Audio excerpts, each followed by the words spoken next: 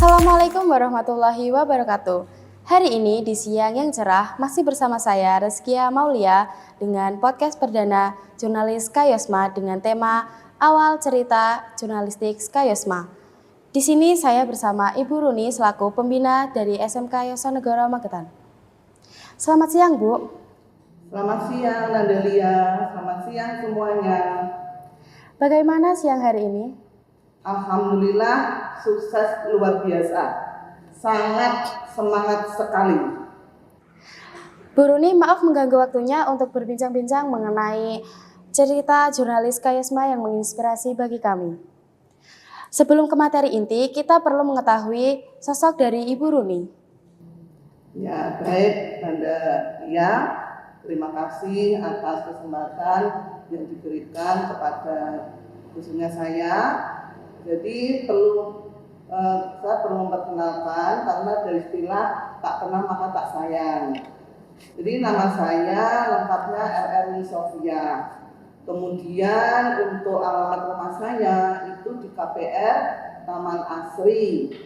Kalau dari sekolah itu sekitar 5 menit. Jadi kalau ke rumah saya cukup tanya Bu Yoso itu insya Allah semuanya warga di situ udah tahu.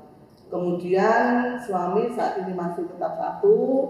Kemudian untuk putranya itu 2, cewek semua.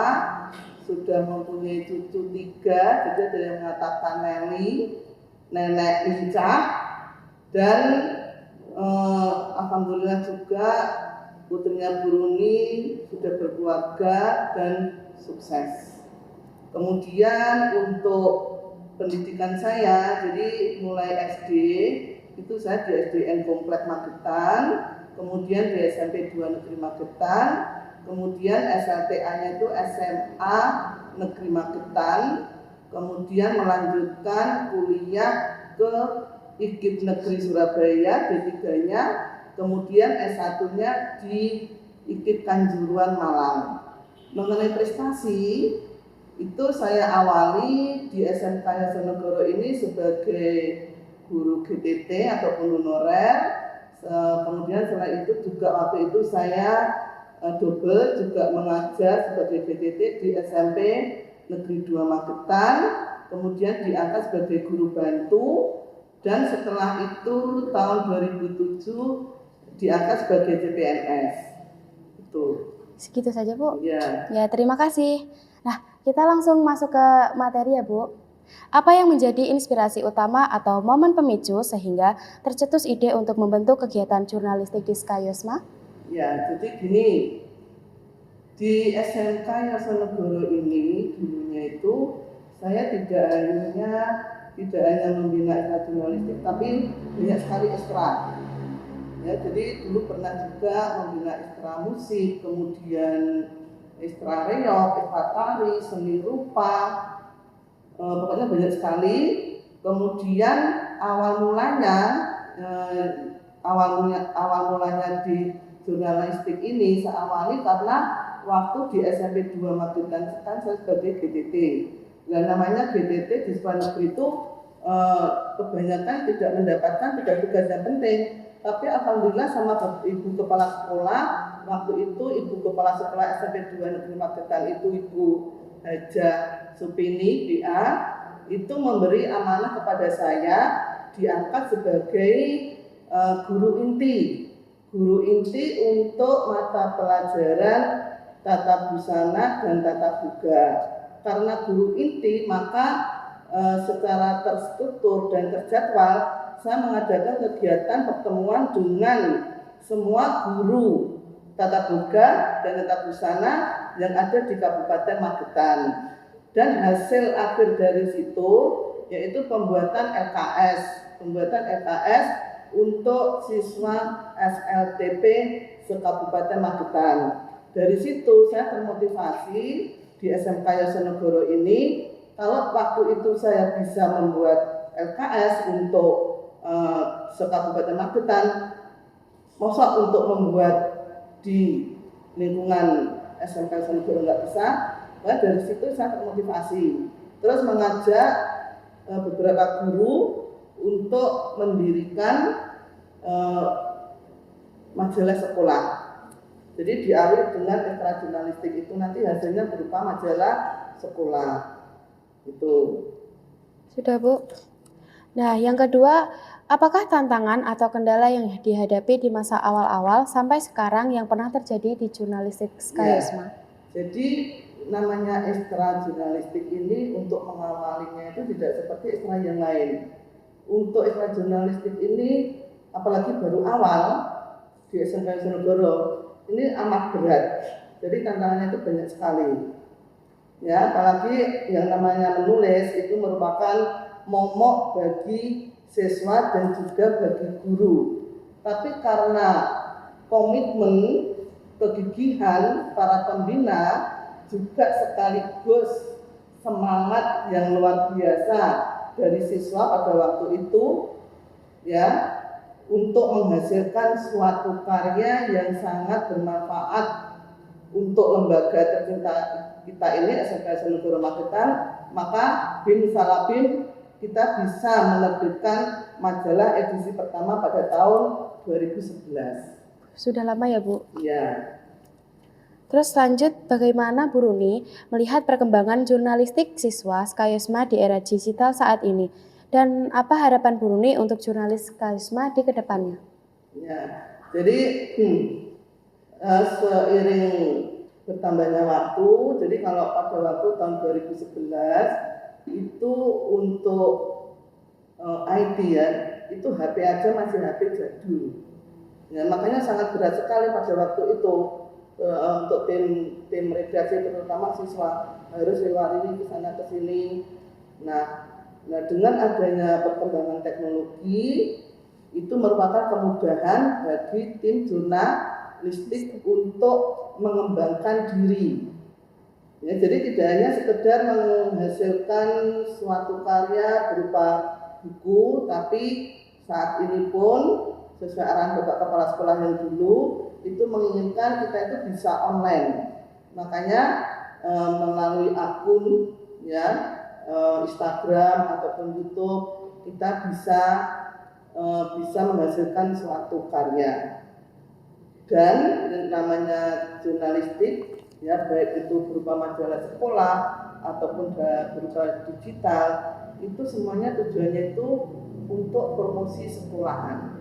Jadi untuk mempromosikan, memamerkan kegiatan positif, praktek-praktek baik yang ada di SMK yang Sonegoro Magetan ini. Itu. Dan diharapkan seperti majalah sekolah itu bisa dimanfaatkan oleh semua warga sekolah, baik siswa ataupun karyawan dan Bapak Ibu guru sebagai sarana komunikasi, juga sarana untuk menyampaikan suatu pendapat secara demokrasi. Ceritakan kenangan atau liputan awal yang paling berkesan bagi pendiri atau anggota awal Skayosma Magazine.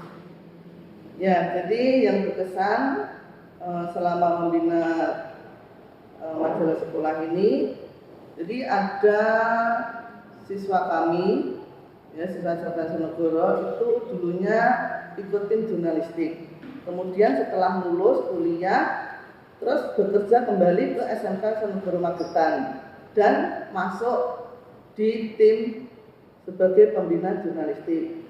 Kemudian selain itu juga dari tim jurnalistik terutama siswa itu harus bekerja sama dengan pihak luar untuk penerbitan majalah sekolah, yaitu dengan percetakan.